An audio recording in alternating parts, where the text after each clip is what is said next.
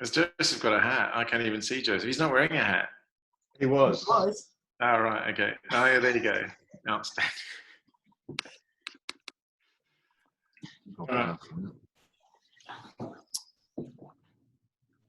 Well, this is good. Welcome along, everybody. There's a reasonable crowd. Do you think we should kick off and then and get stuck in? Yeah, let's go. Basically, the agenda for this evening is to I'll give a bit of a presentation which is similar to what's on the website, with a little bit of detail. For those of you who have read my webpage on the website, you've seen it all before. But and then Harold will chat for a little bit about cables and what you might want and what you might need, and then we'll just have a bit of a casual conversation with questions. Feel free to kind of type some questions in the chat if they come up, and I'll try and address them at the same time. But let me just bring up my Prezzo. Give me one sec while I battle the technology. Now that I know it works. All right, hopefully that's working. It is. Brilliant. Okay, so tonight's topic is obviously charging. So charging your Tesla, as I've said on the website, is basically as simple as plugging it in wherever there's electricity, which is pretty much everywhere. In fact, far more places than you can buy petrol.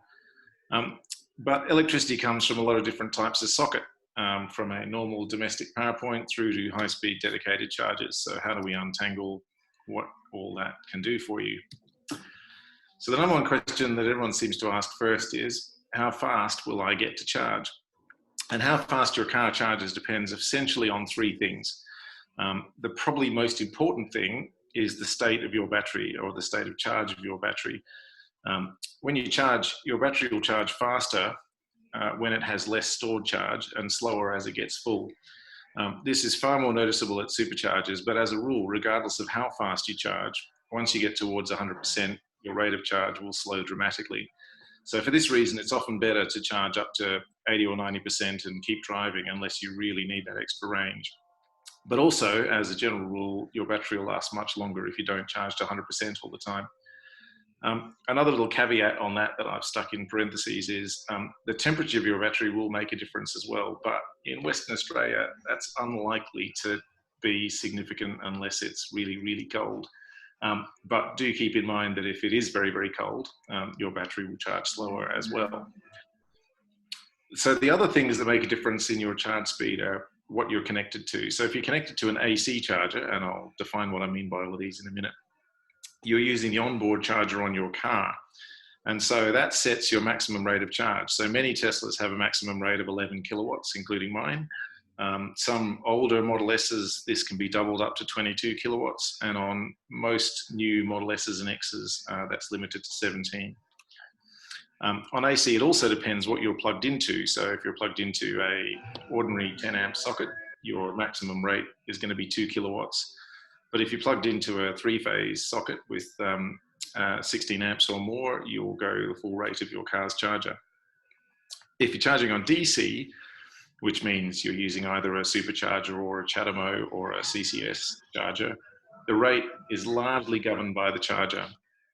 So Superchargers and CCS2 will max out about 150 to 250 kilowatts, depending on the charger and your car. And CHAdeMO adapter maxes out at 50 kilowatts. So what connectors do you get when you with your car? So every Tesla in Australia, unless you've got a first generation Roadster, has a type 2 connector, sometimes called a Mennekes connector. Just as an aside, this isn't the same connector as is used in America and some other markets. So if you're Googling around on the web, some information doesn't apply to us because the connectors they have in America are different. Model 3s also have, as this little picture shows, a little CCS Combo 2 extension, which is these two little extra pins, well, big extra pins down the bottom. So if you can see my pointer, every car has this top part. Model 3s have an extra bit down the bottom, and I'll talk about what that means a little bit. So this single connector is able to connect to either single or 3-phase AC, or various types of dedicated charger to DC from a Supercharger or a CCS2 connector. And Model S's and X's can also connect to CHAdeMO. We'll cover the differences in a second. So your car also comes with 2 cables out the box. The first one is a high power wall connector, this slightly grainy photo here, sometimes also called a destination charger.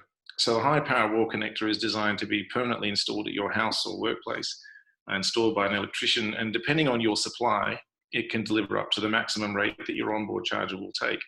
Sometimes this can be limited by your household supply to around 7 or 11 kilowatts, but it's still the perfect charger for using when you're parked, and by far the most common way you're likely to charge.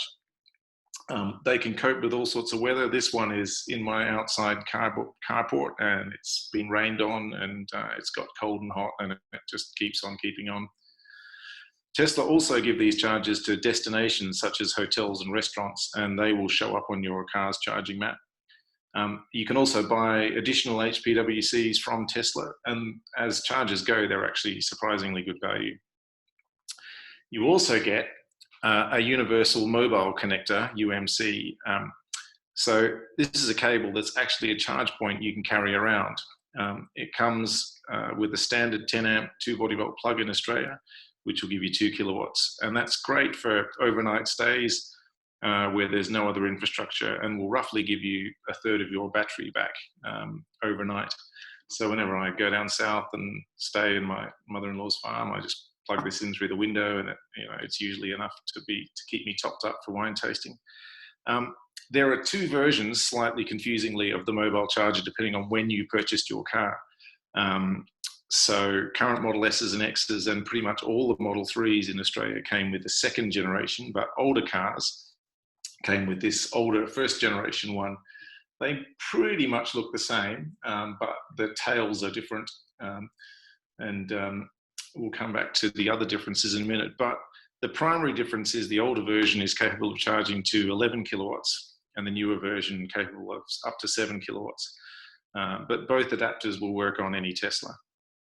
And regardless of which version you have, it can be fitted with different ends or tails. So the Gen 1 came with just a 10 amp tail, but those of you that got a Gen 2, you would have got 2 tails, a 10 amp one and a 15 amp one with a bigger earth pin that's capable of 3 kilowatts. Both of these can be supplemented with additional tails, which allow you to connect to Australian 3-phase connectors, allowing for up to 7 kilowatts, as I say, on the Gen 2 and 11 kilowatts on the Gen 1. So for the Gen 1, 3-phase looks like this. Because we share our specs with Europe, the connector that you plug in, this red connector, is a European 3-phase plug. If you happen to be in Britain or wherever, you can plug that straight into the wall, but slightly annoyingly in Australia, we have a different standard for our plugs. So to use these, you need an additional piece, which goes from that connector to a standard Australian connector. For our lone one, we actually chopped the end off and installed a 3-phase connector straight onto it to make it a bit easier. For Gen 2s, you can fit an Australian 3-phase adapter straight onto it. What we've done here is, this isn't actually a standard Tesla sanctioned thing. This is on Harold's lovely carpet.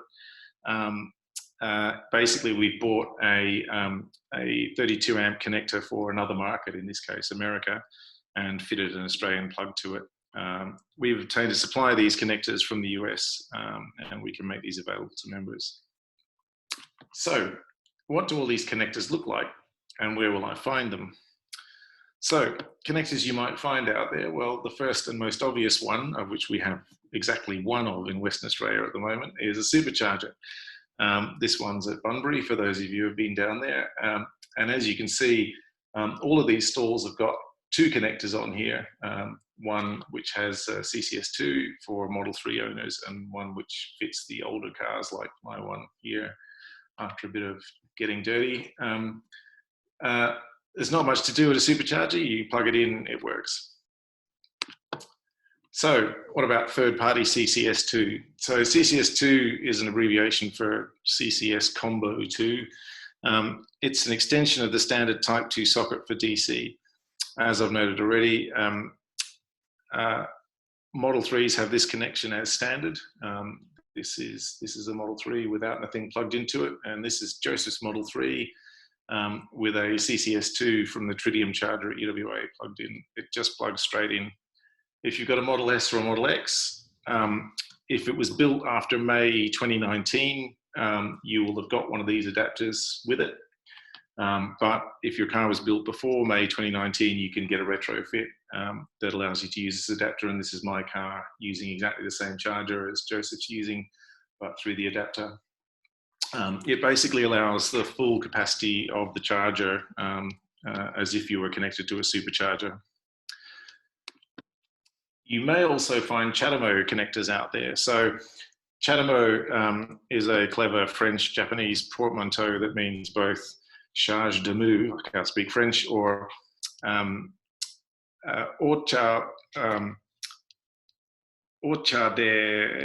forget what it actually is, but deska, it basically means do you want some tea in Japanese. It's an international standard for DC charging for EVs. It's becoming less popular. About the only vehicles that come with it these days are Japanese imports like the Nissan Leaf and the Mitsubishi FEV.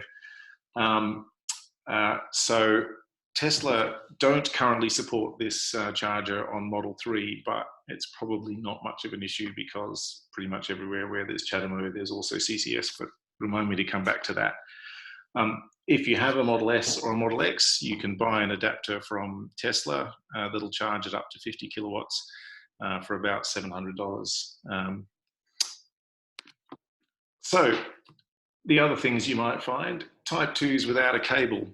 So many chargers such as Tesla's high power wall connectors and third-party connectors have a tethered cable with a Type 2 cable, and you can use these without needing anything else. But in some locations, in fact many locations and more, there are chargers with just a Type 2 socket. So this one here is at Roland Street in Subiaco with a Rev little stand here. And this one, the green one here, is at Home Base in Subiaco, but there's ones exactly like this at Prime West in Guelph and in the Forest Centre car park in the city, and as well as lots of other locations around. So what you're looking at there is a Type 2 female socket that you plug one of these cables into. So you need to bring your own cable, which has got a Type 2 male on one end and a Type 2 female on the other end. And this is what it looks like plugged in at Roland Street into my car. These cables are readily available. Tesla sell them for around about $300 and various other people do. And TOCWA also has a supply available to members as well. You may also, in some places, find older Type 1 connectors. Type 1 is electrically compatible with Type 2, but only single phase, so it's got less pins on it. So all you need to do to connect it to your car is just basically get a cable adapter. So this is a picture of the one I've got, which has got a Type 1 socket and a Type 2 plug. You find these at a number of City of Perth car parks, and also Leederville, and there's a couple of other places around that have it. Basically, however, just a little note on that, in all the City of Perth car parks where one exists, there's also a 3-phase socket. So unless you particularly need that, it's probably one of the least useful adapters, but just good to know that if you find one, it's possible. So talking about 3-phase, this is probably the most popular thing out in the bush, and you will find them here, there, and everywhere. All it is, if you don't know, is basically an Australian power point with all 3 phases exposed at once. The main advantage of that is you can draw quite a lot of current. The 32 amp 3-phase is capable of delivering 22 kilowatts. And so if you plug into one with your mobile charger, you can get really good speed. By far the most common type looks like this, which has a 32 amp 5-pin connector on it. The Australian connector is typically this orange beast with a screw fitting that screws in. And as I showed in the pictures earlier on, there's various adapters to plug these into your UMC. Significantly rarer, but sometimes you might find a 20 amp version, which is exactly the same but has smaller pins. The downside of that is that if you have a Gen 1 sorry, a Gen 2 mobile connector, there isn't really readily available a 20 amp tail that will work with these sockets. But they will work okay with the Gen 1 mobile connectors like the lone adapter. And you can use these with a physical adapter. So if you want to borrow our lone adapter, just let us know and we'll make sure we also give you the 20 amp connector. So Harold's going to talk about what cables you might need. I'm going to kill the slideshow so you can wave stuff around. And hang on, bear with me one sec. Where's Zoom gone? It's out to get me. Here we go. All yours, Harold. Just had to unmute myself. Okay. Now, the answer to what sort of cables you need really depends on what you're doing. So if you're basically driving around Perth, or your car is staying around the city, and you're charging from home, then the short answer is you need no cables at all. Every car will have at least a 10 amp connector, like Ken said, with your UMC, which obviously has the standard plug there. Now, if you go to if you look at Tesla's destination chargers, for which there are tons, and I'll just share that very quickly.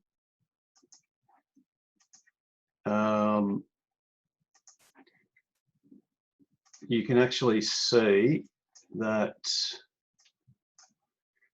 all of these pins basically have Tesla's standard high power wall connectors. So for that, you need no cable at all. You plug straight in. And you can actually see this from the MCU on your screen, on your charging screen, when you just hit the charging icon. Now, what you can do is, so that's your standard that most high power wall connector or Tesla destination chargers will have. Your UMC will either look like that, or on the Model 3s and the newer versions, a slightly different version of that. You've obviously got your 10 amp. For the new ones, you've also got 15 amp caravan socket outputs. In order of probably importance, if you want to buy any cables at all, will be the Type 2 to Type 2 connector, which basically has, and Ken had it in the photo, you've got your male and your female, or vice versa. This is a 7.5 meter. Oh, it's green. You can't see it's that. Green. Anyway, No, it's basically transparent. I'll try and fix that in 2 seconds. There we go. It looks like that. It comes in a carry case. That's something that you can borrow from the club for road trips. Let me just fix that. Now, if you were to buy it, it would cost, like Ken said, around about $300. Now, however, if you are a club member, you can get it from us for $260, provided you're a member. Now, and that's probably the most useful one, like Ken said, with the untethered sites, where for, I guess, security or anti-vandalism reasons, you'd basically, they don't want to have a cable that's lying around, because people generally swing them like cats and smash them on the ground. So that would be the most useful if you are going to places like Scarborough Beach, Gwelup, and a lot of the chargers now, the Type 2 EVSEs are coming out untethered, because it's basically the most vandal-resistant form. Now, for the newer car owners, so you've got the UMC2s, I guess the next thing that could be useful is, as Ken described, this adapter, which basically mates Tesla's UMC2 format to a Clipsal 32 amp socket, plug, sorry.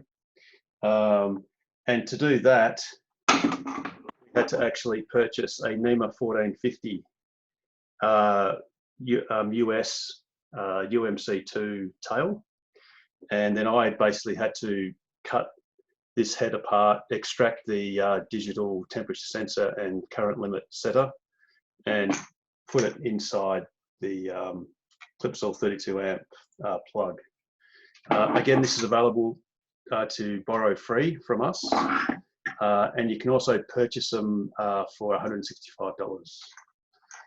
But again, you'd only need this if you are in those places, mainly to the north of us, roadhouses where there aren't EVSEs, and you've only got 3-phase charging. Another alternative, now this you use with your own UMC, generation 2. The other alternative is, like Ken described, is we've got the old UMC, if I can wrangle that around, which is there. And I've basically directly grafted a 32 amp 3-phase plug. This again, you can borrow from the club. You can't buy these anymore because it's basically superseded. Tesla now only provide the Gen 2 UMCs, but this will give any car 3-phase charging, 11 kilowatts at 16 amps, 3-phase. That reminds me, this connector, however, because of the generation 2 UMCs are only a single-phase device, this will provide any car with about 7.2 kilowatts, which is 32 amps, single phase, through a 32 amp 3-phase socket. And by the way, don't worry about only drawing single phase from a 3 amp socket. They're perfectly designed to do that. And also mentioned the type 1, try and get camera to focus, type 1 to type 2 adapter. This is exactly what Ken had. I've just simply cut out the cable and mated it together.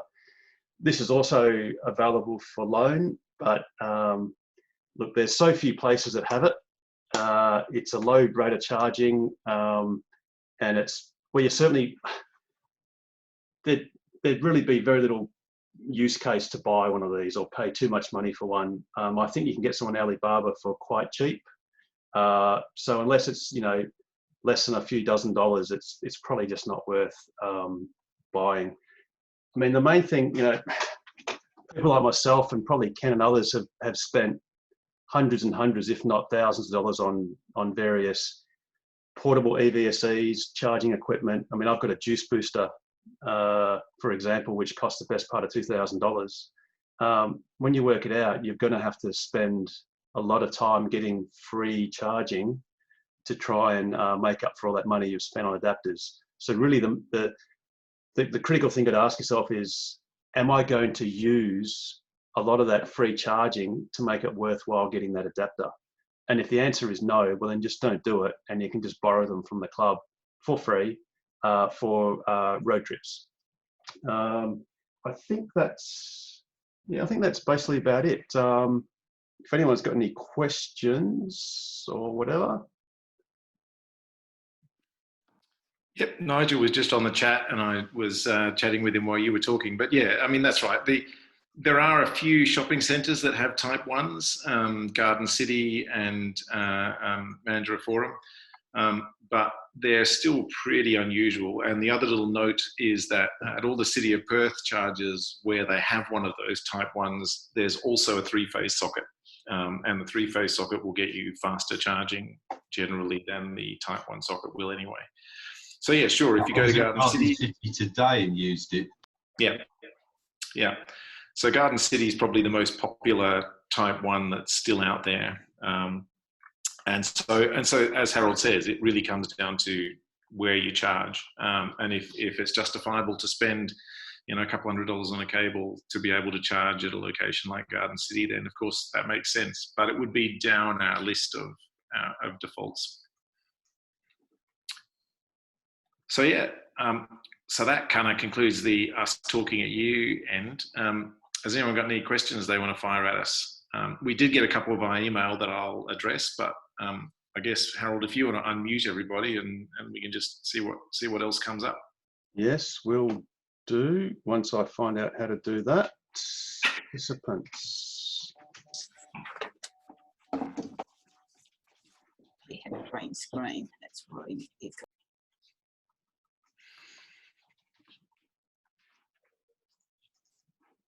Go. All right, everyone is unmuted. That doesn't look right. Doesn't seem to show. Harold? Yes. It may also want a 10 and 15 amp extension lead, depending on where you're parking. Yes, but beware. A lot of the kind of caravan extension leads that you'll get from places like Bunnings are not designed to deliver a peak load all the time. So they will get warm. And I can show you the ends I cut off mine that basically turned a very interesting shade of purple. By all means, use an extension lead, but be careful. Keep an eye on them the first time you run them at full bore for any period of time, and make sure the connectors aren't getting too hot. And get a good quality one. You know, we've all needs must, and I have gone to Coles in the middle of nowhere and bought a 10 amp extension lead because the charger was too far away. But yeah, just be aware that most of those cheapy leads that you will buy from kind of Bunnings and shopping and, you know, supermarkets are designed for kind of, you know, running something that won't max it out for 24 hours. And also, you've got to keep it dry. The other thing that was, I think we mentioned it last time, was when you've got the UMC2 tail and you've got the 10 amp and the 15 amp plugs, of course, unfortunately, the 10 amp will pass 8 amps and the 15 will pass 12. And Tesla, that harks back to the American standard, which says that a continuous load has to be derated by 20%. In Australia, that's not the case, but unfortunately, Tesla have erred and made a mistake, basically, in derating the Australian plugs. Now, I've been told by Tesla that was fixed on the press cars, the Model 3s that came in initially to be tested by the motoring press, and they actually updated them to 10 amps and 15 amps. I've spoken to Tesla since and said, hey, you know, what are you doing about all the others? And I was told that it was thought that that would just be done with everyone's cars automatically. It obviously hasn't. So, I mean, one suggestion is you could certainly, if you do want to get the full rate, talk to the service center and say, hey, can you flash my UMC? And hopefully they'll get sick of doing that and just simply send a software update to all Australian cars and get that fixed. But at the moment, it still is just the 8 and the 12 amps. But if you plug in overnight, the 8 will get you about 12 k's an hour, and the 12 will get you about 15 k's an hour, which overnight is, you know, 150, 180 k's, which isn't too bad. But definitely feel free to hassle Tesla and ask them the question, you know, can you upgrade my plugs? Is that just a software issue, or is there some hardware involved here? No, it's just a software update or a firmware update of the UMC, which we believe is done by the car. The car can actually update the UMC when it's plugged into the car. But it's, Tesla push software updates out to UMCs via the car. So at some point, there'll probably be a software update that'll come out to the car, and then the next time you plug your UMC in, it'll push software out to the UMC. But say if you're on a road trip, of course, if you're charging overnight, then the charging rate doesn't matter that much. But if you're doing daytime charging, and you're on a road trip, that's really when you want to try and charge as quickly as possible. So obviously that's when you may want to borrow our UMC, or at least our tail, because then you'll be able to get basically between 7 and 11 kilowatts of charging, which in a Model 3 is about 50 k's an hour to about 75 k's an hour, which in daytime charging makes a difference, particularly if you want to get to a further destination than, you know, just say 300 k's away.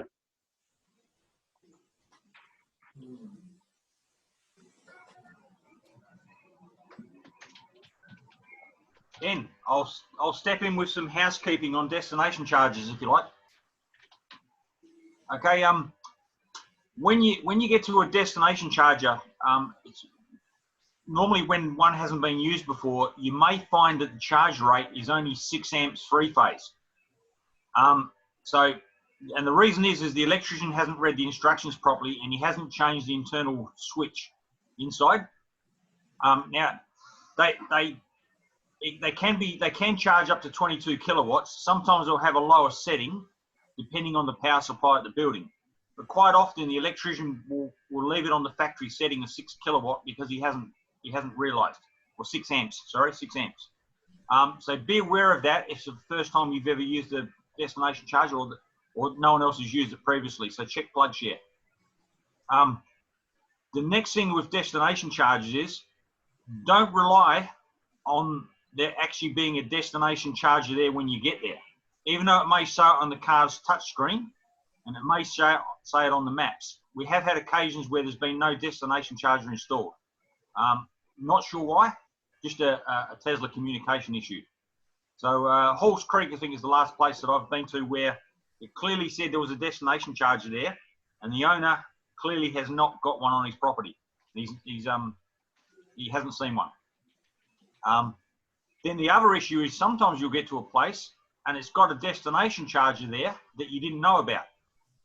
Now, apparently, I've just noticed in the last couple of days, there's a destination charger at Madura, past Roadhouse in the middle of the Nullarbor. So it doesn't show up on the Tesla destination charger map, but the previous drive, it actually shows up on PlugShare as being a high-powered wall charger. Now, the issue there is no photo. Until you see a photo, or till there is someone you know who's reliable that's used it, I wouldn't trust that. So Harold's bringing up Madura Pass here. If you check these photos, that's JP, that's Harold's car. That's JP Tesla's car. He used that in January. It looks like there's a main switch. There is a switch there, which might be where the destination charger is hiding, but I'm not exactly sure. I'll send JP Tesla a message tomorrow and see if he can put a photo up, if there is one there. If you read the commentary, it definitely says test a destination charger. Oh no, it says first user, please check amps. Yeah, we need to update that.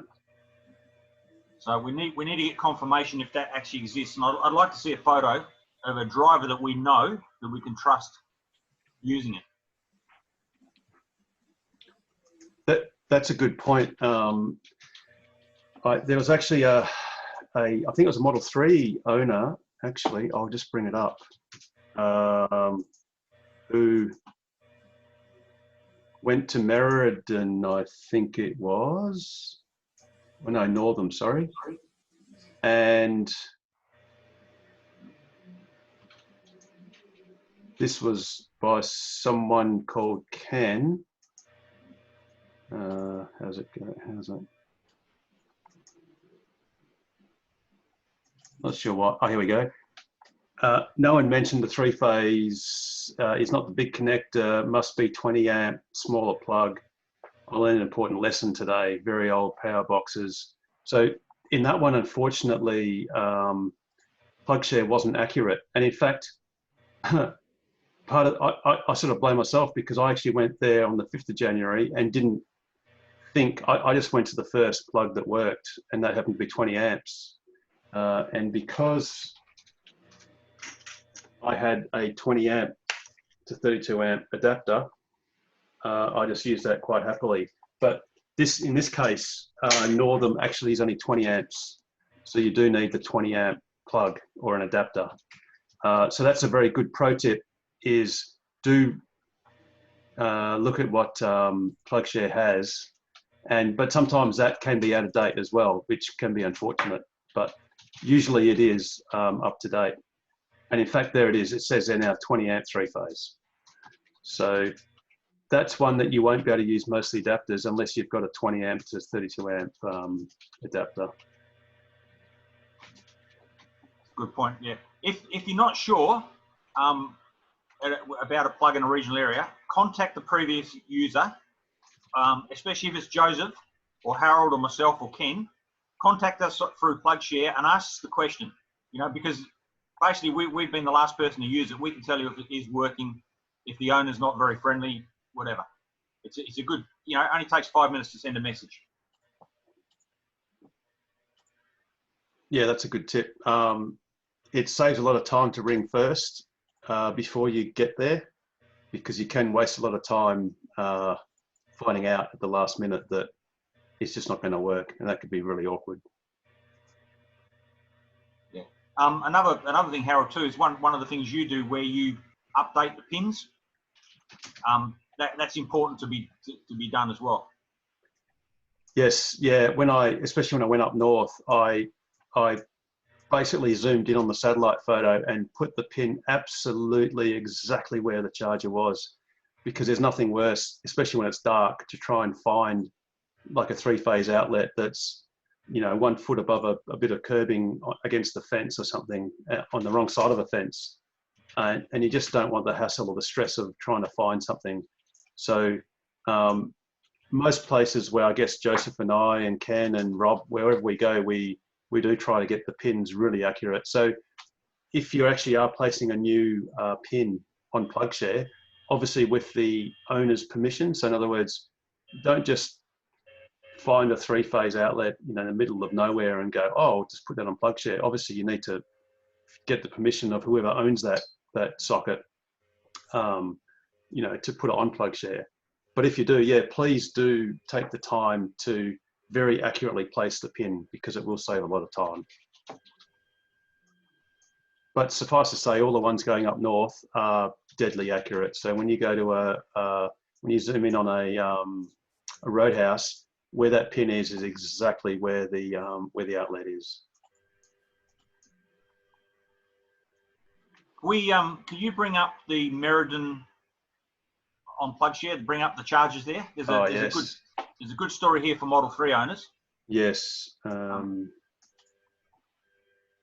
So when you go to Meriden, there's actually about 3 or 4 charging spots in Meriden. Now for Model 3 owners, the Type 2 is probably the better option. Because the Type 2, they're charging, I think it's 45 cents per kilowatt. Whereas if you use the Tesla destination charger, they're charging $11 per hour. So this is it here. These are actually 2 destination chargers back to back. What you can't actually see is actually one of these doesn't work, and they've actually got just here they've got padlocks on the switches, so they actually turn these off most of the time unless you actually go and pay the money to use. An alternative place to go is just around the corner to the community centre, and this one, they are 2 EO chargers. These are actually free, coincidentally, which is a bonus. And they also have, they're actually stainless steel cable tethered, a set of Type 2 and Type 1 tails, well, leads, because these EO chargers are normally untethered.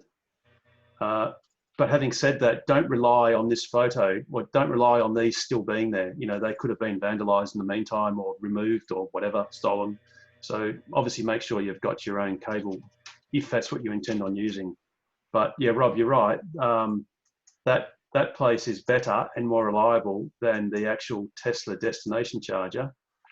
And if you see on PlugShare, they do charge $11 per hour to use, which, I mean, that's fair enough. When I went there, unfortunately, it was a Sunday, so they weren't even open, so I didn't even have that choice. I did notice that one of the padlocks was actually cut off, or should I say the plastic was actually cut off, and the padlock was missing on one of the destination chargers, but it was the one that didn't work. So I then went to the community centre and plugged into the EO chargers, which thankfully did work.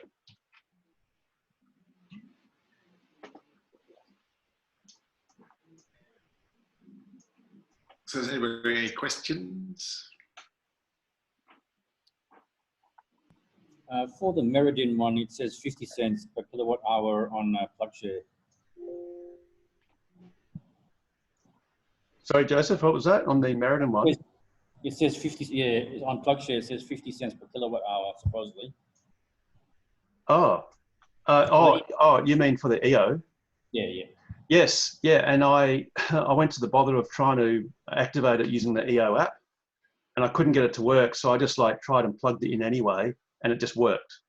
So I don't know whether, well, I know that on about the 5th of January, it certainly worked for free.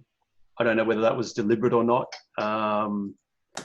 but I definitely did. You're right, I did see that, and I did try to use their app, but it didn't work. So I just plugged it in twice and it just worked. So unfortunately, PlugShare isn't always super accurate. Yeah. And things can change because obviously not everyone that uses a location will post it in on PlugShare. So you don't necessarily know its current status. It can change, but I guess the main thing is, if all else fails, just try it anyway, because you know, hopefully it'll work, especially if you need the charge. FYI, Lancelin is now alive. EO. Is that on PlugShare, Joseph? Yeah, that's me. That's why I went up there. Just Oh, yes, of course. That is...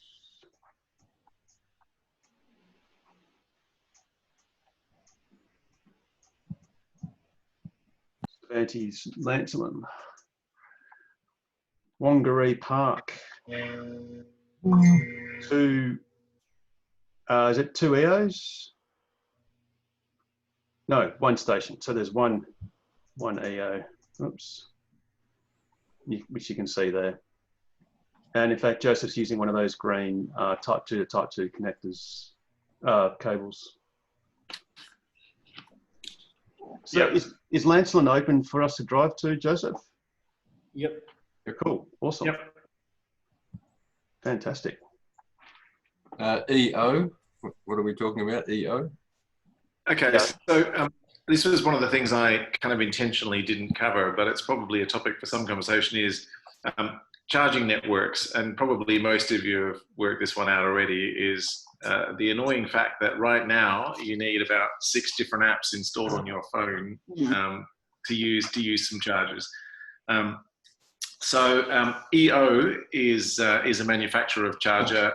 The app is the EO app. And so a number of the new chargers that are getting installed around both the Perth metropolitan area, Floreat Beach, Leederville, Bowling Club, but also Shire of Gingin's new one at Lancelin, are EO chargers. It's it's going to focus. Oh, it doesn't matter. EO app. But so there's an EO app. If I try and just zoom in on my phone, there's my row of charging apps. Are they reversed for you? They're only Yeah, we can see that. Yep, yeah, that's good. Yep. So I've got PlugShare, and NextCharge is the one you need to use the ROC chargers. I'll talk about that also in a second. EO app is worth having for all of those new ones. A lot of them are still free. And my backlight just turned off. And obviously ChargeFox is the other player that will become more important very soon. And ChargePoint, there's another one, is it? ChargePoint, I think, is kind of dead now. I don't know if anyone still uses ChargePoint, but as long as you've got those 4. It's useful for the type 1 chargers at the shopping centres. Yeah. Oh yeah. So That's right. And, sorry, Ken, how that EO app, is that available on Android? Because I can't find it. I think so, yeah. It's from a company called, I'll see if I can find, if you go to eocharging.com, all one word, I'm just going to double check what the story is. It is on the Google store. I'm just trying to find on the Play Store. Yeah, it's called EO app with a space on the Play Store. If I can. So it's clearly on there. So if you search for EO space app on the Play Store, yeah, Joseph's holding it up as well. It is on there as well. There is an Android version. So yeah, there's a few of those around. There's one up at Yarloop for those of us that came on that drive back in the day. And a lot of the new ones like Scarborough Beach and Leaderwood Bowling Club, Floriat, at the moment are all still free, but eventually you'll need the EO app to activate them. So ChargeFox have some chargers around Perth at the moment, but mostly they're in kind of hidden away locations, so in blocks of flats and for residents to use. However, they have a huge presence on the eastern seaboard, and their first build in WA will be in Australind, which is a tiny bit annoying because there's now going to be 3 sets of chargers in Bunbury or the surrounds. But the interesting news about that will be they will probably be the first 250, 350 kilowatt charger in Western Australia. So at Australind, my understanding is they're going to install some 50 kilowatt chargers and at least one 350 kilowatt ABB charger. So for those of you with Model 3s, you will get some quite good performance out of that. And they're also looking at installing, as I understand it, another one at the RAC head office as well. A little bit of duplication, but it is often the way it goes with new chargers is you get a bit of low-hanging fruit. People will charge where they think people are going to drive. Just getting back to one of my earlier points about the RAC chargers, RAC did a partnership. Joseph, how many years ago now did they get installed? They were about 3 or 4 years ago. 2015. Yeah, so 3 or 4 years ago, installed this amazing network of Spanish-made Circontrol Trio chargers, which at the time were the bleeding edge of DC chargers. They're all 50 kilowatt, and they have 3 connectors. They've got a CHAdeMO 50 kilowatt and a CCS 50 kilowatt, as well as a AC 22 kilowatt connector. Yeah, thanks, Harold. And they're a great piece of kit. Annoyingly, though, look, this is probably a little bit my opinion and a little bit history, but standards change and things move on, and those Circontrol Trios have some compatibility issues. So they work great in CHAdeMO mode, and the Type 2 AC connector is fantastic and works on everything. However, there are some compatibility issues with the CCS connector. Initially, those had older style Type 1 CCS, so they weren't compatible, but the guys, Patrick and the guys, have gone around a number of them and upgraded them to CCS2, but annoyingly, right now, they're not reliable on Teslas, either Model 3s or Model S and X with the adapter. So there's an ongoing conversation with Circontrol in Spain and Tesla and various other things to try and get them working. But the bad news right now is if you're driving through the southwest and you are relying on being able to use CCS2 on those chargers, your mileage may vary. Martin, who's down there at the moment, reported that he did get charging at Nanup on his Model 3, but I've never managed to get the one in Mandurah to work. We've done a few tests at Rockingham with CCS, and they don't work on Tesla at the moment. However, don't give up. We haven't given up on them yet. And also, if you get stuck, the Type 2 will work every time. But instead of getting 50 kilowatts, obviously you're only going to get 11. But hopefully those will work. I think that's a fair summary, Joseph, isn't it? Nanup is still type CCS1. I think it might have meant Dunsborough. Yeah. I may have got that wrong. Yeah, thanks for that. Yeah, I think actually, yeah, and then, sorry, just going to share that it might have been somewhere else. Yeah, it doesn't matter. But yeah, the guts of it is right now, annoyingly, the CCS2s on those Circontrol RAC branded chargers don't work if you've got a Tesla, is the assumption. And that's a real shame because when Model 3 was coming as a club, we anticipated that, and we worked quite hard, all of us, including Patrick and everyone and the guys who managed those, to get a number of them changed over to CCS2 at some expense on the assumption that that would be the right thing to do. And annoyingly, it doesn't work. So we haven't given up yet. And I've been talking to the president of the Spanish Tesla Owners Club, and he confirmed that in Spain, where obviously there are a lot of Circontrols because that's where they come from, they had the same problem. But of course, in Spain as well, most of those older trios have been replaced with their newer model. And I've confirmed with someone else who runs a Circontrol over in Queensland that the new model has significantly less issues. So hopefully we can nut it through and find a solution, but just that's a caveat if you're charging in the southwest.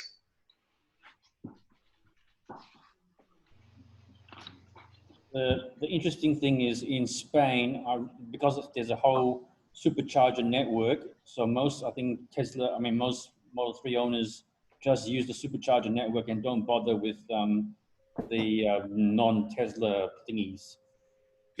Yep, that is true too. But yeah, certainly, I guess what I'm saying is it's not a Circontrol issue. It's a I think age of those chargers issue primarily. Yeah. And another interesting thing is in Scotland, they've got a whole bunch of Circontrols. I mean the trios that are working fine with the Model 3s. Yes. In fact, I was in Mallaig, which is a great place to go for a haggis and a whiskey, and catch a ferry to Skye. And I had a Renault Zoe and charged at a Circontrol trio right there, and a guy with a Model 3 came and charged as well. So clearly they can be made to work. We just need to keep plugging away at it. Do you have any contacts in Scotland? Don't actually in the charging infrastructure in Scotland. No. All my family are still petrol heads over there. Or is there a Scottish Tesla, Tesla club that can somehow liaise or something maybe? Yeah, actually, that's a good thought, Joseph. It hadn't occurred to me that the trios still were kicking around in Scotland. I will follow that up. I'm going to make a note right now. Because I think the main reason that Circontrol is out there is because they're relatively cheap or cheaper, and that was one of the reasons that they went. I mean, the RAC Electric Highway went with the trios in the first place. It was cheaper than the VFILs. Are you saying Scottish are cheap? No. I resemble that accusation. Yeah, just want to say the Perth Supercharger in Scotland is incredible. It's about 20 stalls and is amazing. You know what's really ironic about that is there are actually, I think, at least 2 or 3 Perth Superchargers, and none of them are here. Yeah, there's a Perth in Connecticut or something like that. So yeah, it's quite ironic that I think 2 out of the 3 Perths have superchargers, and ours doesn't. And they're all smaller population cities than us. I drove my sister's. Let's not get bitter and twisted. I drove my sister's Tesla in July last year up to the Orkneys, and then across to Hamburg in Germany, and then back to south of England, and there's so many superchargers all the way up to Scotland. Yeah, it's amazing. You'll see that the Perth here says target opening in 2020. Well, last year it said target opening in 2019, and in 2018, it actually said, in the early part of 2018, it said target opening in 2018. Then it changed to target opening in 2019. We all whinged, so then they put the time back to 2018, and then it never just happened. And then all of us that bought cars in 2017 were promised a supercharger in 2017. But be that as it may, the one that Richard was talking about is right there. And they got 12 superchargers. I remember it as 20. And then the other one is somewhere. I'm not going to be able to find it in the 3 seconds I'm going to give myself, but it's one of these somewhere in around here. But anyway, there is another one. Oh, there it is. No, it's coming, just like ours, coming soon. Perth, Ontario. Target opening 2020. And I think there's actually another one, another Perth. But anyway. Anyway, let's moving briefly along from moaning about Tesla. Next week, are we announcing next week?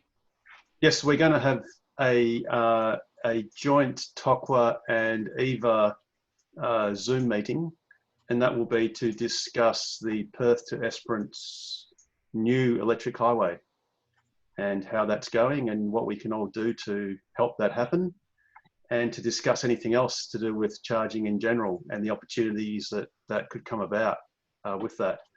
So I'll be sending out an email the next few days, along with Chris Jones, who is the WA chair of EVA in Western Australia. And for those that don't know, EVA is the Australian Electric Vehicle Association, which, Rob, they've been incorporated since 1973-ish? 72? 70, 74. 74. Well, that was a 3, Joseph, but I'll take that as a 4. That's okay. I'll take that as an IV. Is that what it was? It was an IV. Yeah, so that should be good to having a joint meeting, just to discuss that. Ken, if you're quick on your web pagey thing, it's chuffed. I think. Yeah, I can find it. Hang on. It's basically a crowdsourced thing that we've got. They've now got one charger that's going into Lake Grace, which, if you go to Esperance via Arthur River, so you get to Arthur River, top up there with John Edwards' charge pod, 50 kilowatt tritium DC charger. You can then turn left on to whatever road that is, going straight to Lake Grace, top up there, and then onwards to Esperance. At the moment, I'm not too sure the hours at Arthur River. When we were in COVID sort of thingy, it was supposed to be 8 a.m. to 2 p.m. Monday to Friday on PlugShare. Yes. But I was going to go there because I went to Collie just yesterday or something, and I was thinking of going to Arthur River to check the fuel levels for John, but I looked on PlugShare. Luckily, I did my checking on PlugShare, and so I turned back to Perth. Oh, right, yes. At the moment, it still says from 8 till 2, Monday to Friday. I dare say now, with our restrictions being lifted, that may have changed quite quickly. Probably best, there is a phone number there, so probably best to give, I forget who the gentleman's name was. His daughter is now looking after it. Lindsay's retired. Lindsay, that's right. Yes, Lindsay. So he's no longer. But he's. He's still around, but he's not running the business anymore. Oh, okay, right. Okay, yep, fair enough. Caitlin is the new owner, and very, very nice. Yeah, cool, awesome. But yeah, so basically you can turn, like I said, turn left at Arthur River and go to Esperance that way. Obviously, the aim, we'll really discuss this next week. Here we go. So Ken, you can talk to that if you like. Well, Rob, do you want to have a word? Yeah. Basically, the idea this is to get things rolling. If we can fund our own charging infrastructure to Esperance, it will hopefully inspire our state government and more areas to put chargers in elsewhere. It's not just about donating money. It's also about sending this information to your local member of parliament and saying, look, you know, private people, you know, electric car owners are funding their own fuel stations. It would be nice if we got a bit of support from the state government or the federal government or whoever, you know, anyone you know in the tourism industry, let them know about it, because it's not just about green energy, it's also about tourism for the state. Yeah, that's dead right. And a couple of weeks ago, I sort of mentioned that there was a plaque at one of the Nullarbor roadhouses, which literally said that that roadhouse was built with federal government funding in 1962, and it was basically there to facilitate people being able to drive across the Nullarbor to watch what was then the Empire Games in Perth. So there is a precedent for governments to step in and provide infrastructure where it's just not economically viable to do that otherwise. I just wish I took a photo of that plaque, but anyway. So there's certainly a precedent, and there's a need for governments to step in where, you know, I mean, you can see basically that, for instance, ChargeFox is putting some high power chargers in Australand and in Perth. And obviously we already have fast DC chargers in Perth and in Bunbury/Eton, and now soon to be Australand. But of course, the corporations are picking the low-hanging fruit. It's, you know, a roadhouse, you know, between Carnarvon and Karratha that's going to be a hard sell, because, you know, no one's going to visit it, or at least very few for now. But, you know, that's the role of governments. But obviously we're stepping in at the moment to try and get things done. But like you say, Rob, hopefully it is more as an impetus to other parties to get in on the bandwagon. What's the saying? Build it and they will come. Yes. And I did have a classic photo, and I probably won't be able to find it right this minute, but it was basically a warning. It was like, you've entered the outback and there is no food, no water, and no fuel for like 500 miles. Because, you know, in the 1960s, there were huge parts of Northern Australia that had nothing. And you had to bring your own fuel in jerry cans and 44-gallon drums on a trailer. And I guess, you know, people like Rob, who've gone around Australia, are basically doing it the hard way with 3-phase power, and sometimes single phase for that matter. And eventually it will just be through fast DC chargers, like, you know, other continents that are around. I mean, you can quickly see the difference. If you look at fast DC charging in, Australia, you know, there are huge swathes that are basically vacant. And if you compare that to Europe, it actually takes PlugShare a long time. And that's not all of them, because you need to actually, as you zoom in, it actually starts populating more and more, you know, and more. It's just everywhere. It's just too many to see. And obviously Australia will be like that one day, or at least the outer parts, but just not yet. But hey, you know, if they build it, we'll come and we'll use it. You know, but there's even a V-fill in Mumbai, India. Yes, in fact, because they're launching the MG ZS EV in It's in an MG dealership in Mumbai. Well, look, there's actually 3 MG. There you go.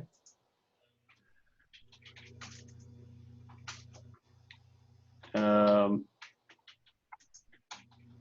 there it is, made in Australia.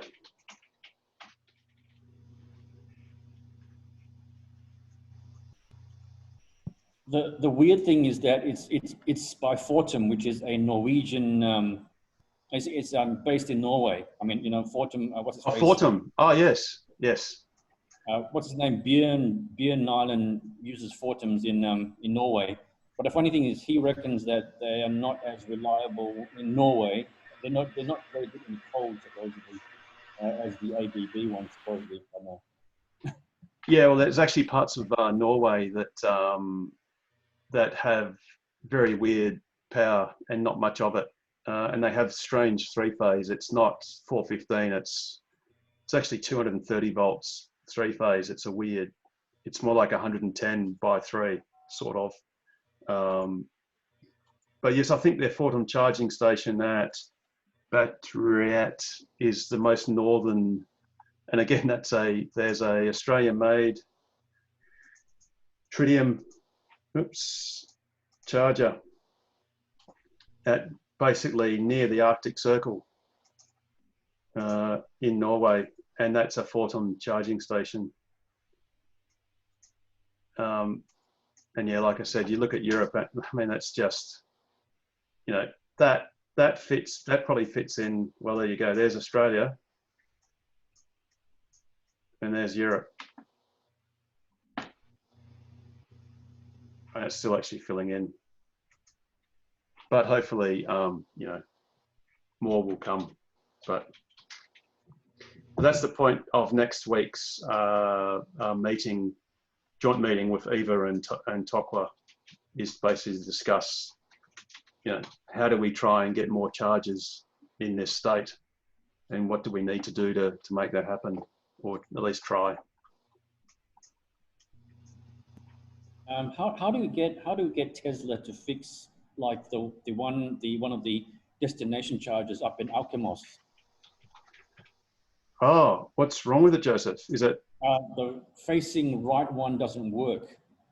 And also, you know how similarly down in but the one that you use, Riverton. Oh yes, yeah. Yes, the one in Riverton Forum. It's funny because it's the second time it's played up. Originally, it basically had a twist. If you twisted the cable, it would basically start charging. They replaced the cable, and it worked perfectly. Now about 50-50, when you plug it in, it'll bring up an error. So the actual face of the HPWC will have that red light in the center. If you then just hit the red reset button on the side, it'll then reset and start charging. My experience with that same location a few months ago was it did that for about a month, and then it stopped working altogether. I mean, fortunately, there are two chargers, so I guess in that sense, you've got redundancy. I'll just bring up the Alkimos one. You're right, Joseph. It's a pain because I think it has to be the owner of it that has to sort of ring Tesla. I don't know that we can actually. Well, I don't know what they would do if we just told them about it. I'll just bring that detail up. There might be a phone number which we could try. And also Cudale Tavern, the one facing right again as well, is a bit dodge. Oh, okay. Okay. I'll just bring that up on.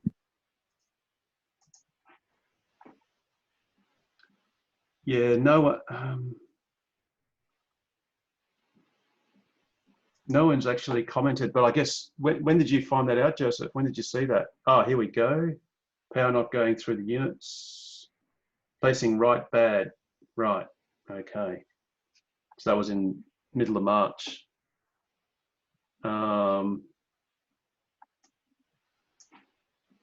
That's, yes, there's the two there.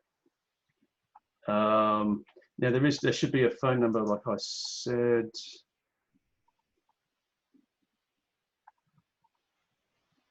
No, there isn't. Maybe look and see what the car says, because doesn't that sometimes have that sometimes has the information. Maybe Tesla's map.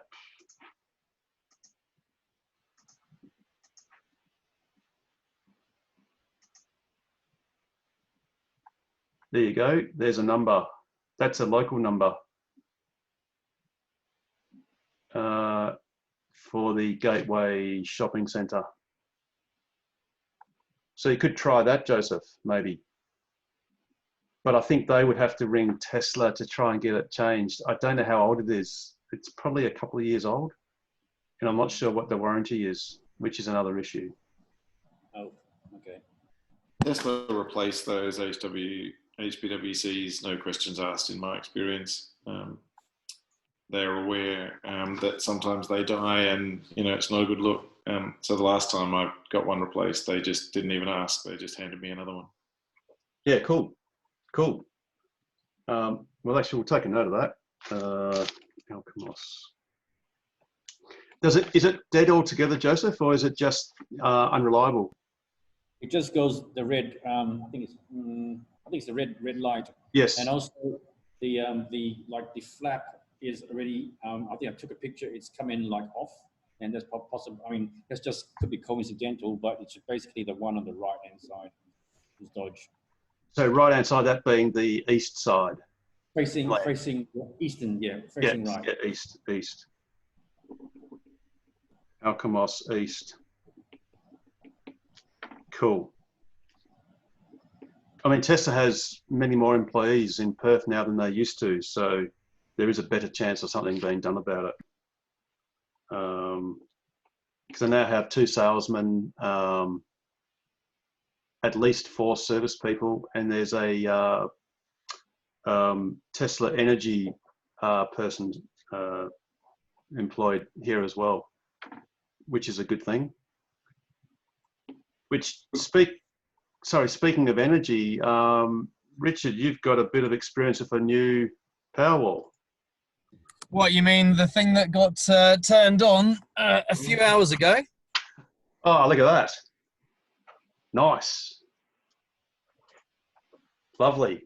Yep. It's not charged, and it wanted to charge up to 30% backup, drawing really expensive power. So I'm like, no, I'm turning that off till tomorrow morning.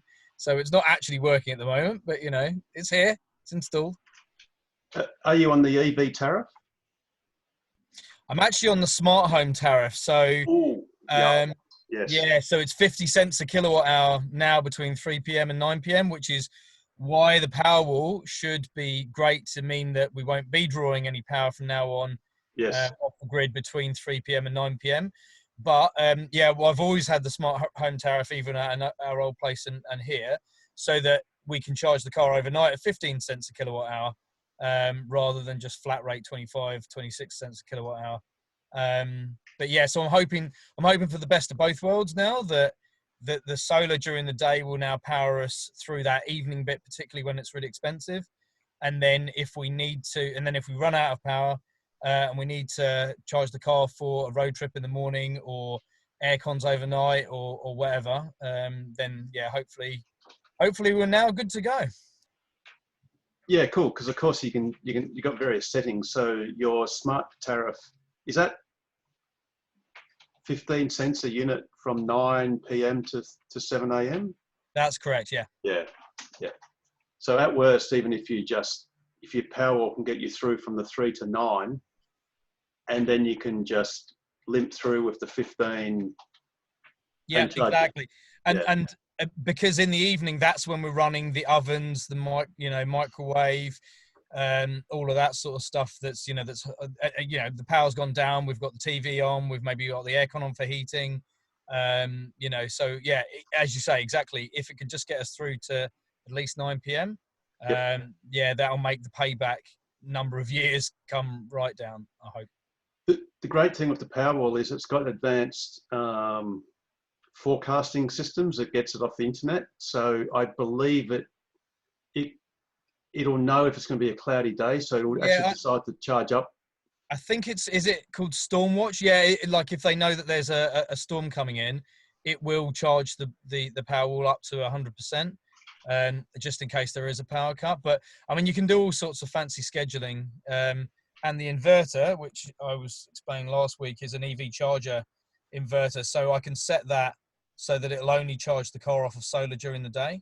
Yeah, thus helping with the payback on the cost as well. Cool. Actually, Richard, can you please send Stefan your number so he can ring you about that, because he's interested in finding out about it. But just do that on the chat. You can just send it. Who's that? Oh, Stefan. Yeah, sure. Yes. That's me. Yeah. Yeah. But just do that. Just do that on the chat, because we're recording this. So yeah, just do it on the chat so he can then get your number and chat about it. Because I meant to speak to you. I assume you have a solar edge inverter, do you? Yeah. Sorry, Stefan. Richard, I assume you have a solar edge inverter. So a solar edge inverter. Solar Edge. Yeah, I think he does. I think he said. I do indeed, Stefan. Yeah, so Everyone seems to have solar. yeah, Solar Edge. Yeah, brand new Solar Edge HD Wave, and then this is the EV charger part of it. So yeah, so the idea being that during the day, the solar comes in, powers the house, charges the car, and then charges the battery, or however I want to set it, and yeah, and that should be the whole system complete. Is that EV charging bit something that you can add on to a you know, I've got an HD Wave Solar Edge inverter, but apparently you can't just add this EV part onto it. Yeah, I don't know if you can. I mean, I definitely specifically ordered this inverter for that purpose. But what you can do is you can get a Zappy charger, which is essentially doing the same thing. It's just that because we were putting in a new solar power system, it was better to go with the inverter that had the EV charger, and I could organize everything all in that one app with charging schedules and telling it that I just wanted to, you know, charge off solar. But I'm pretty sure the Zappy, it's essentially just like having a solar edge inverter and a Zappy, except it's now all in one. So if you get a Zappy, and that should do what you need it to. How much kilowatt? Anyway, if you can just send me your phone, then I can give you a ring. Yeah, Harold has got my email, and so I can get in contact with you. That'd be good. Yeah, no worries, mate. Yeah, no, I'll message you my phone number. Good stuff. Thank you. And Richard, what have you got on the roof? How many kilowatts? 6.6. So yeah, obviously maxed out. I think we've got 1.2 kilowatts of panels facing north, 1.5 kilowatts facing east, and 3.3 kilowatts facing west. Okay. So at the moment, we've only got data from about 8 or 10 days. We're getting about 23 kilowatt hours, you know, about the day. What's everyone else getting, actually? That's a question I need to... Well, I'm lucky. I've got 6.4 kilowatt facing north. The whole roof is facing north. 0 degrees, which is pretty good. Wow, okay. And do you know how many kilowatt hours you're getting a day at the moment? Yeah, on a good day, I'll get 35, nearly 40, actually. But, yeah, and now it's going down, but it's definitely 25, and in summer, over 30. Yeah, I've got 6.6 with a 5 kilowatt inverter, and today I made 25.2 kilowatts, and it's at least 40 during the nice sunny summer days. Yeah. Yeah. Oh, thanks. No, I'm just trying to work out whether, you know, I'm getting what would be expected from a 5 kilowatt inverter, 6.6 kilowatt panel system at the moment. I'm getting 28 on a Phoneus system today. Do you know what's the orientation of your panels? Do you know? Pure north on a tin roof.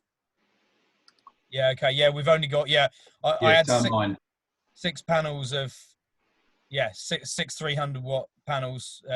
That's all we could fit facing north. So yeah, went for as much as Ask about the possible. power. You're on mute. Hello, guys.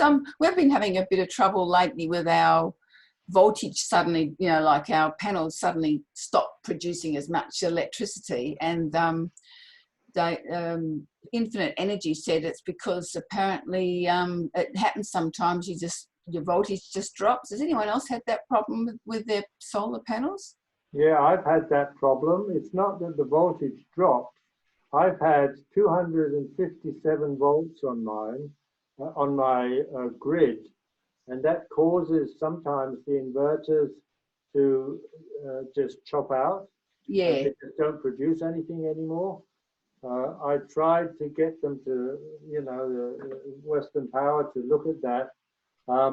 But I mean, with my inverter, you can set something to accept anything up to 200 and, I don't know, 58, I think they can accept. But it takes a setting. Depends on your inverter. The Solar Edge ones can be remotely set by Solar Edge. Yeah, mine's a Solar Edge. Yeah. Okay. Yeah. It's an issue that's going to be an increasing problem. I think the newer software versions of the inverters are actually producing some imaginary power to try and offset that voltage gain. I know Queensland has lowered their voltage to 230 volts from 240. So they've retapped their transformers or reconfigured their switch yards so that there's more overhead for injecting power, because the problem with the solar is the inverter will keep upping the voltage until the power flows into the grid, but then you're limited by its upper voltage limit. So in Queensland, they've actually reduced the voltage from 240 to 230. So then you've basically got a 20 volt overhead or overhang, so that you can inject more energy into the grid.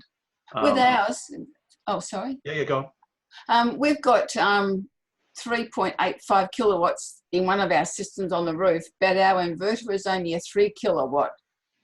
So is that a problem? No. It's often the maximum you can sort of get as a basic, almost guaranteed to be approved system is a 5 kilowatt inverter, but you can get 6.6 kilowatts of panels, because they derate the panels for winter or whatever. So you having 3.8 and 3, that's perfectly okay. Yeah, all that will mean is that your inverter will probably max out probably strictly at 3 kilowatts. Oh, yeah. But all you'll see is in summer, you'll see a flat top. Yeah. So whereas if it wasn't maximized by the inverter, you would just see a standard bell curve, like a standard normal distribution. Yeah. Well, one thing I've noticed, we've got an old system and we've got a new system. The old system doesn't provide much, but a couple of times the new system has just dropped down so much with what it was producing, that the old system, which is usually a third of it, was producing more. And that's where it was just dropping. And a sunny day, there was no reason for the old system to be working better than the new system. It might not have the same strict upper voltage limits that the new system has. So the thing to check is on your inverter, if you've got a display on it or you've got an app, just have a look at the line voltages, and that'll tell you, just like Stefan said, basically when you're getting up to the high 250s, that's when your inverter is going to start shutting down, if not shutting off. Okay. Talk to your installer, and they will get, or you can get onto Solar Edge and talk to them about it. Yes, I've had to do that. Yeah. They can change it remotely. You don't even have to come to your house. Yeah. Yeah, I've tried that one. On the issue of too much solar in the system, this has been talked about for many years now. Engineers have warned the energy powers, and they haven't listened to them. Now there's an article in the ABC on the ABC website today. I haven't had a close look at it, but it's their solution is to take control of people's solar inverters via the internet. That's not a suitable solution. It's not good enough. It's not even by the internet. In California, in fact, I don't know if you've noticed that your inverters seem to get some fairly regular software updates. whether you want them or not. And part of that is, I forget what it's one of the American standards, and it actually allows it gives the grid operators the ability to manipulate your inverter via subtle differences in frequency. So in America, they can change the frequency from 60 hertz, and as they get it to go up to a maximum of 60, when it hits 62.5 hertz, all your inverters get turned off. So by law, they have to basically turn off and disconnect. And between, I think, 60 and 61 or 61.5 hertz, they will basically throttle. So at 60, they're full power. At say 60.5, it's 50% power, and at 61, it's like 25% power, and etc. So they can actually modulate your inverters by law, and it's mandatory if you have an inverter connected to the grid that they can remotely control it. And they actually rely on the fact that when power stations overproduce, their frequency naturally goes up. So when the frequency is high, it's because there's not enough load. So all those synchronous machines all speed up sort of naturally, so the frequency goes up.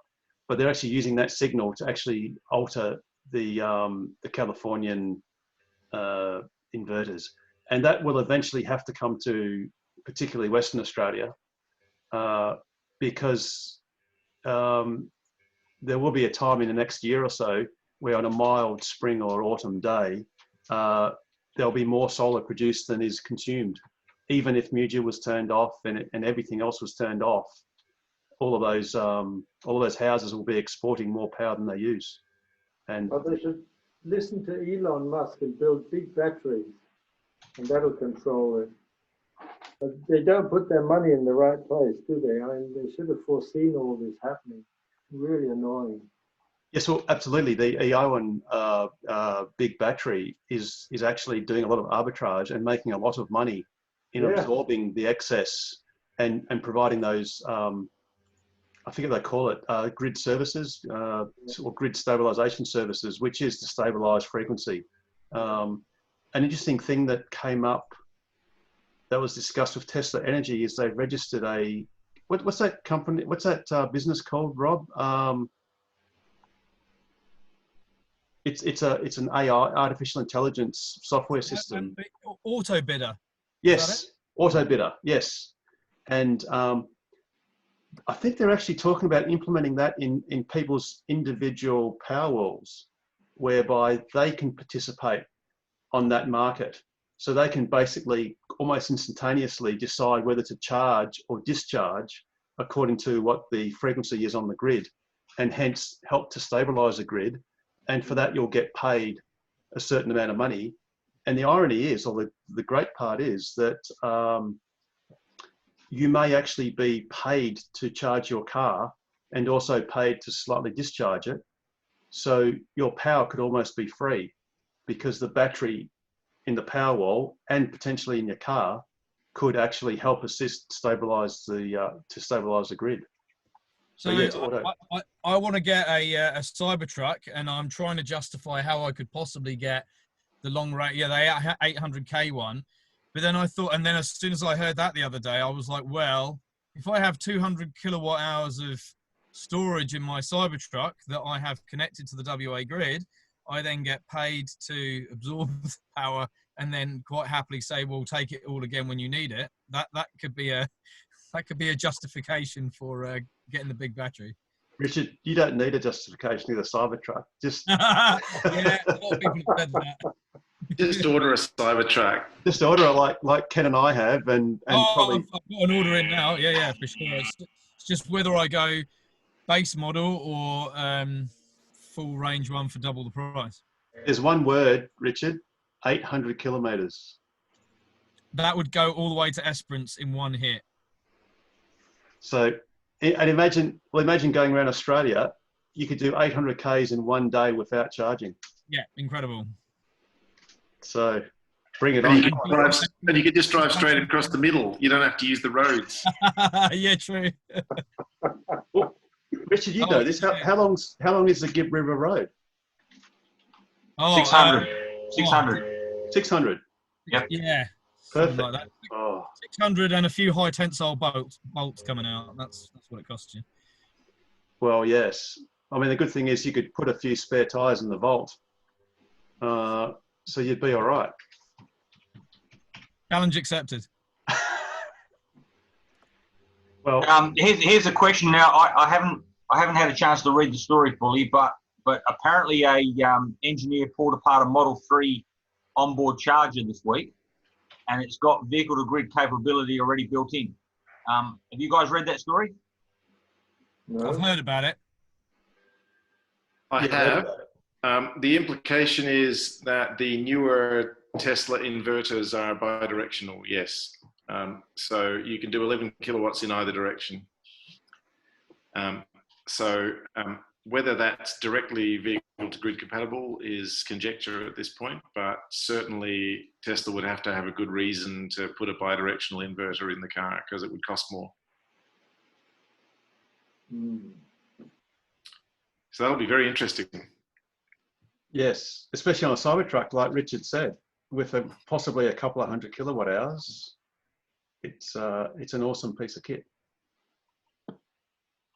I guess 11 kilowatt Synergy would work pretty well. I would say Synergy will probably put some pretty strict rules in place on it though. Maximum of 5 kilowatt or whatever. All you'd need to do is well, all you really want to do is guarantee net zero export. You just want to use it in your own house. Right. So unless you're providing grid services, in which case Synergy would be more than happy, or Western Power, Synergy would be more than happy for you to assist the grid if it helps them. But otherwise, if you can just guarantee zero net export, then you can just do that selfish solar, which is you gather it all up in the daytime and use it to yourself at night. And then maybe all your house is connected to is effectively a battery charger, and your Cybertruck could provide everything else and a Powerwall. But why would you need a Powerwall if you've got a Cybertruck?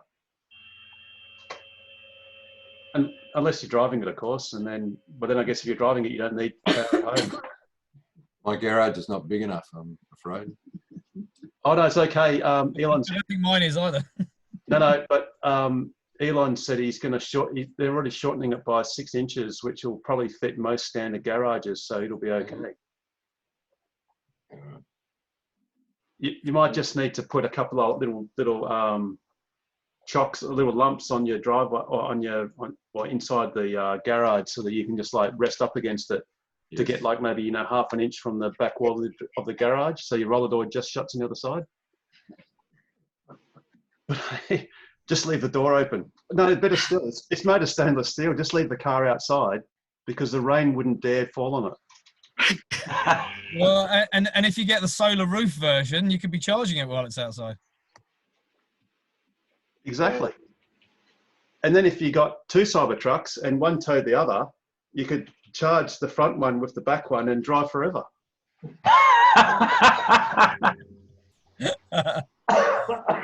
Infinite improbability.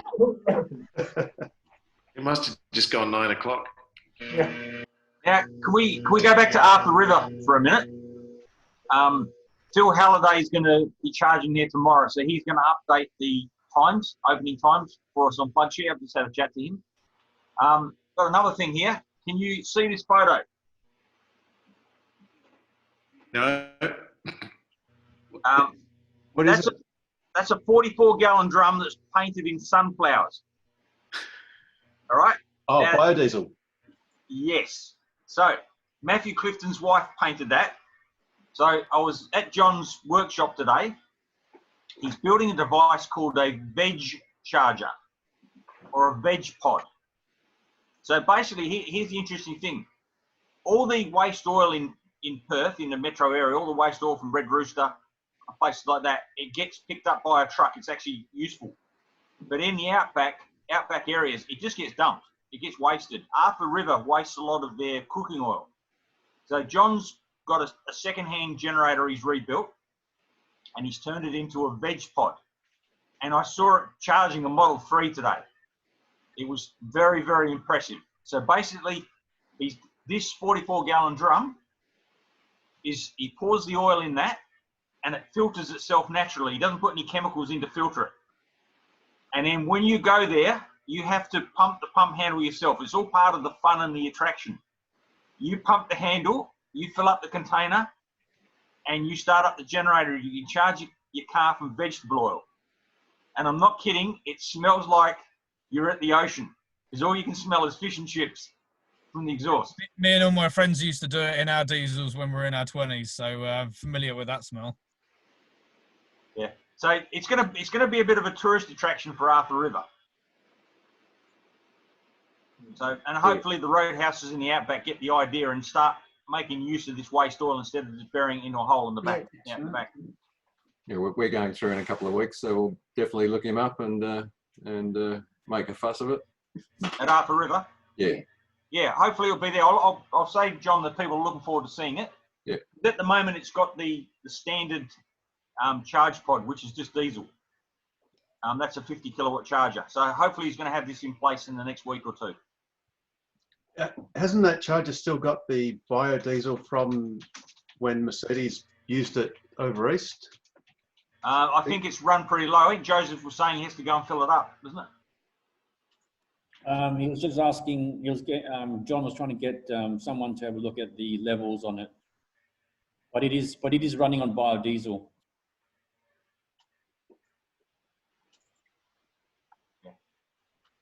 Cool. Alrighty, well, like you said, Ken, it's after 9. So we could kind of wrap it up, or at least wrap up recording for all those people on YouTube that can't sleep and need to watch us to go Betty buys.